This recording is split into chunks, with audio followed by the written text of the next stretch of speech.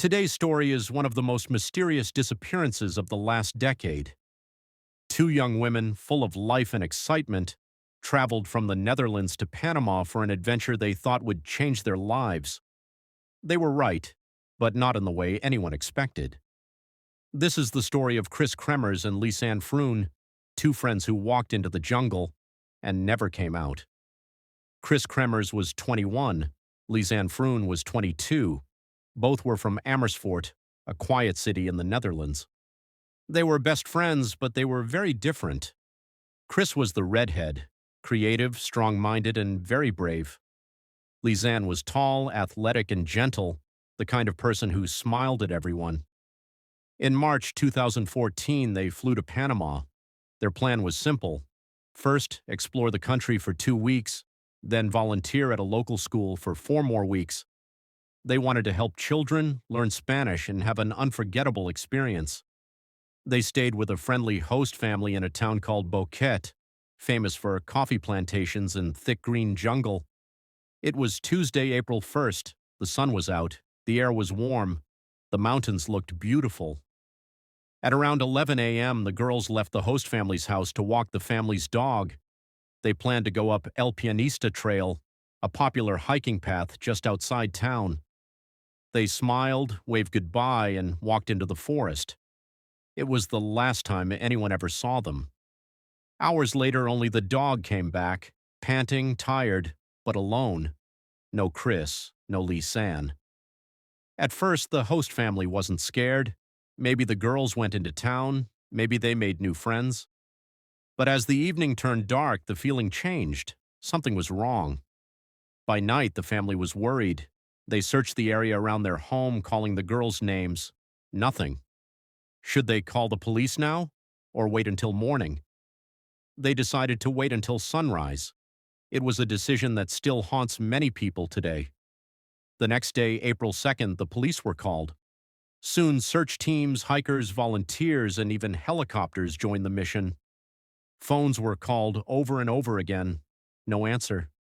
It was as if the girls had vanished into thin air.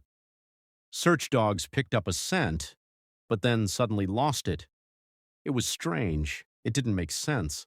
How do two people just disappear on a hiking trail used by hundreds of people every year? Locals whispered that the forest could trap you. Others said something else happened to those girls. 10 days passed, then 20. The official search slowed down. Hopes were fading. But on June 14th, 2 months after the girls vanished, something shocking happened. A local woman walked into a police station holding a blue backpack.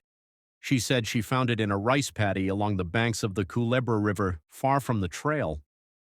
The bag looked clean, almost too clean, like it hadn't been in the jungle for 2 months. Inside the backpack was $83 in cash, 2 pairs of sunglasses, 2 bras, a water bottle, Lisanne's camera, Lisanne's passport, and their phones. Nothing looked damaged. Nothing looked washed away by rain or mud. Immediately, people had questions. Why would a backpack sit untouched in a river area for 2 months and then suddenly appear clean? The phones were turned on, the police checked the logs, and what they found was heartbreaking. On the very day they went missing, April 1st. At 4:39 p.m., Lisanne tried calling 112, the European emergency number. 1 minute later, she tried 911. Neither call went through. There was no signal. The next day, April 2nd, around 6 a.m., the girls tried calling emergency numbers again, and again, and again. At times, they tried to turn the phone on, let it search for signal, then turned it back off to save battery. By April 3rd, the last phone with battery, Kris's phone, was tried again and again, but sometimes the pin entered was wrong. Too many times. This raised new questions. Was someone else trying to unlock the phone? Was Kris too weak? Was Lisanne no longer alive? Nobody knows. Inside the backpack was a camera. When investigators checked the SD card, they uncovered a timeline. The first photos from April 1st showed the girls smiling on the trail, posing on a lookout, enjoying the sunshine. Nothing strange, nothing scary. Then, 1 week later, on April 8th, the camera took 90 photos in one night, between 1 a.m. and 4 a.m. Most of them were pitch black, but some were terrifying. One photo showed the jungle floor covered in rocks. Another showed a small piece of red plastic. One showed a lock of hair. Another showed what looked like a cliff, as if someone was trying to signal rescuers. Were they lost? Were they injured? Were they running from something? No one could answer. Weeks later, searchers found human remains near the same river, but the discoveries made everything more confusing. Lisanne's foot was found inside her hiking boot, cut cleanly as if it had been removed by a machine or sharp tool. Bones believed to be Kris's were found bleached, almost polished. No signs of animal attack. No signs of struggle. Some experts said the river could do this naturally. Others said the remains looked processed, too clean